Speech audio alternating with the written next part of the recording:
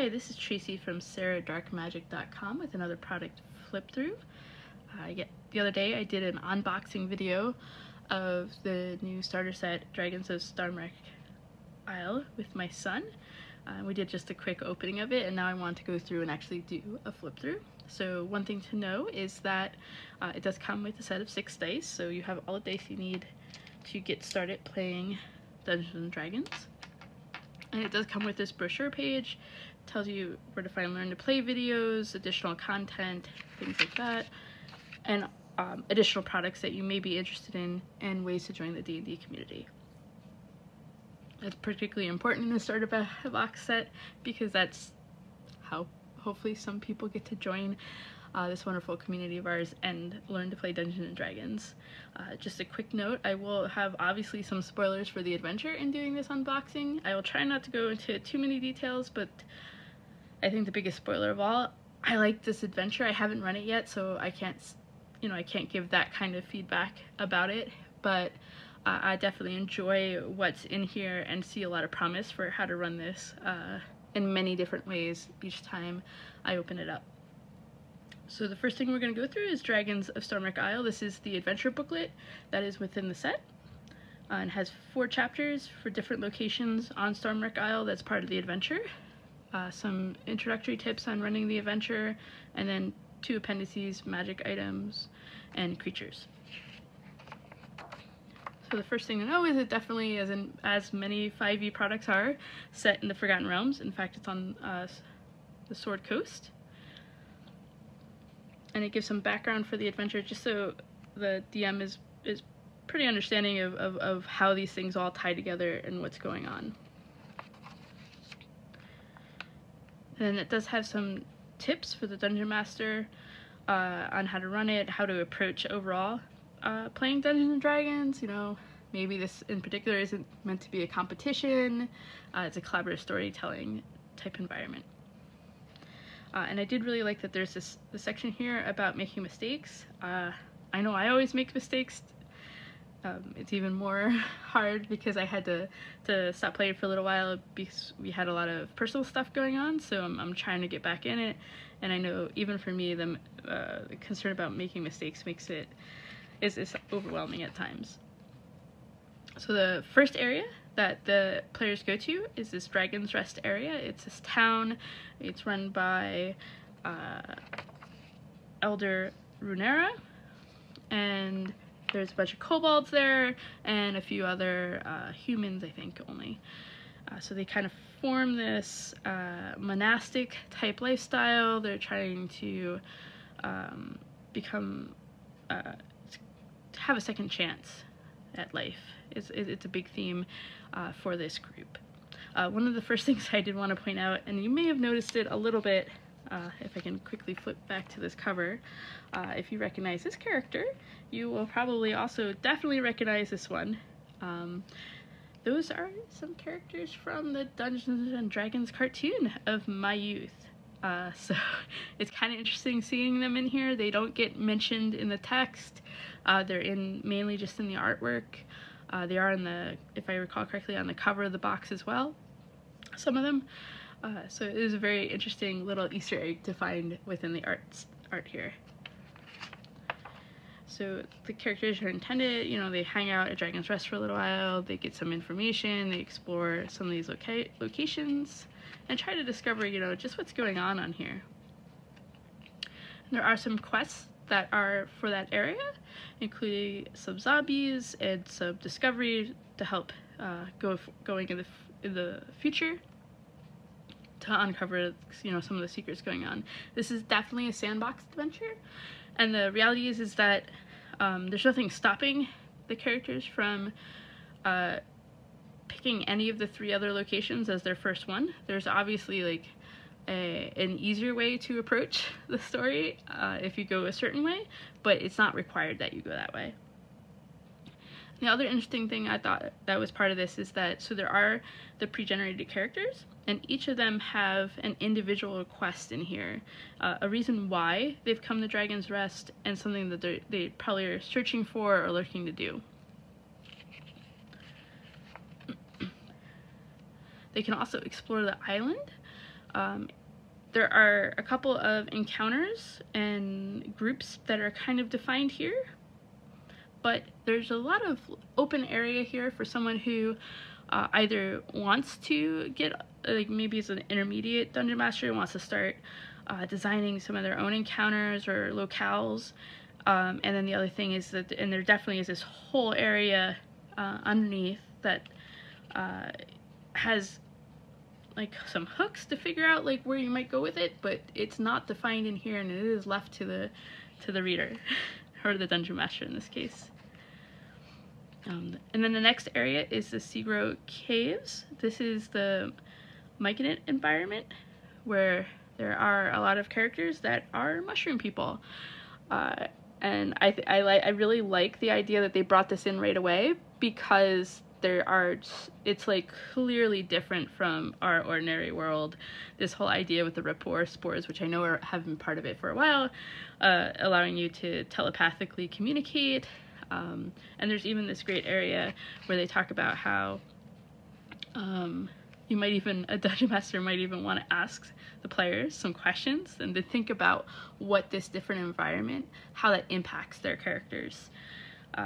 Like, does it make it feel closer, like the player characters feel closer to their friends? Does it ease any suspicions because they can easily communicate with each other? There's also this idea of distress spores. One of the things sometimes that particularly newer dungeon masters, but really anybody, kind of has to deal with is this balance between letting characters do things that might make noise, for instance, versus and is it possible that nobody hears the super loud banging that's happening, and at what point do they hear it, and how do they react to it? And so one of the things about the distress spores is that as soon as any of these myconids feel distress, all of them know it. So there's no real hiding that. And so they go through this whole area. As you can see, it's not too big, but it does have a few different encounter areas and interaction areas. I don't mean to call it encounters. It's probably my 40 thing coming through, but it is really about these interactions and being able to roleplay with these different creatures.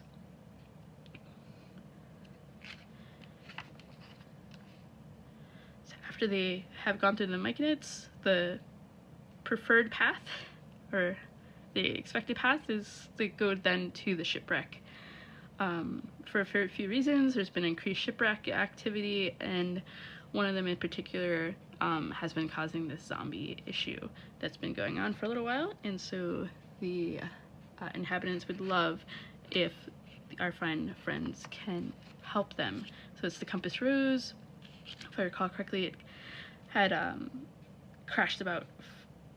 wrecked about 40 years ago in the story. And the other nice thing that's happening as part of this is that the characters are learning about the world without necessarily fully understanding it. Again, spoilers in this. Part of the reason the zombies is that there was a curse that's tied to Orcus.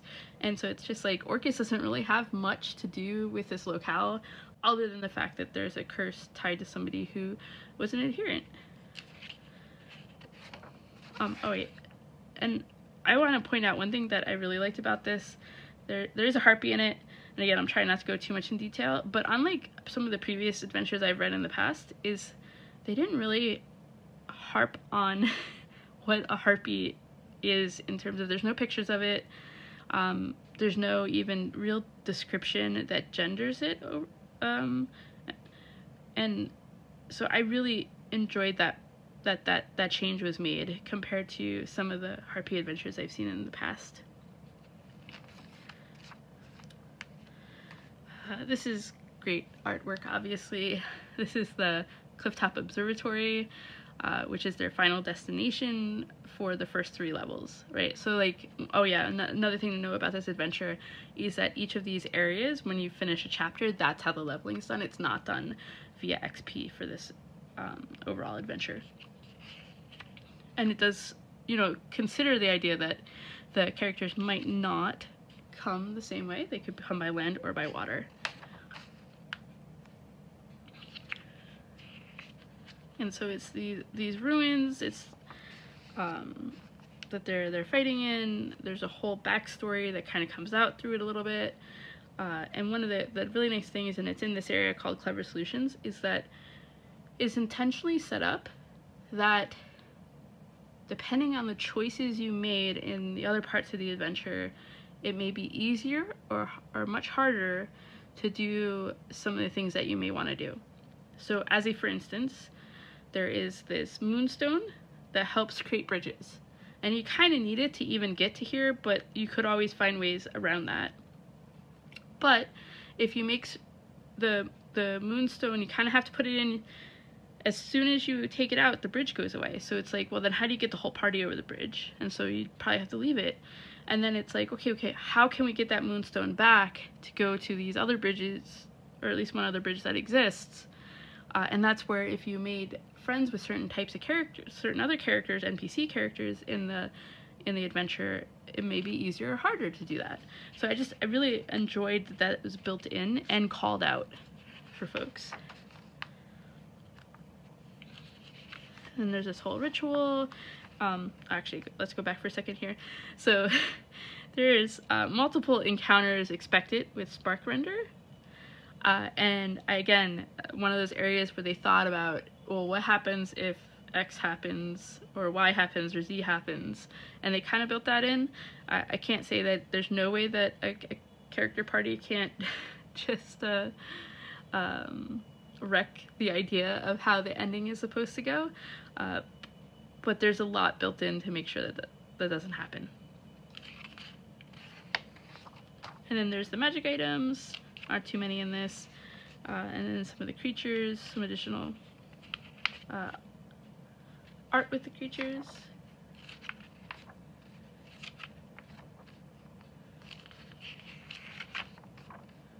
And that's it for this part. I'm just going to quickly go through the rest.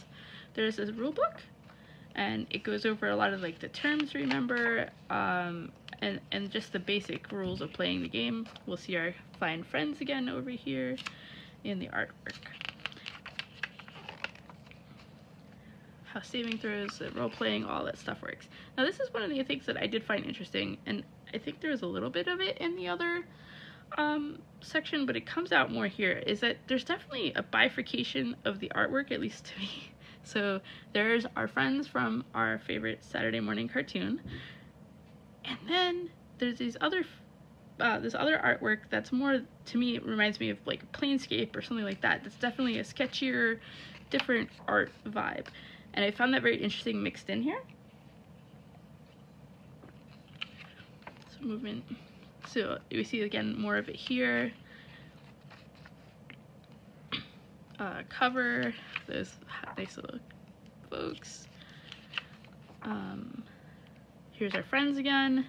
And our friends are definitely taking place in this adventure, I believe. At least some of these. But the gear, like, it's great because you don't need any other books to just get started. This is probably one of my favorite ones of our friends.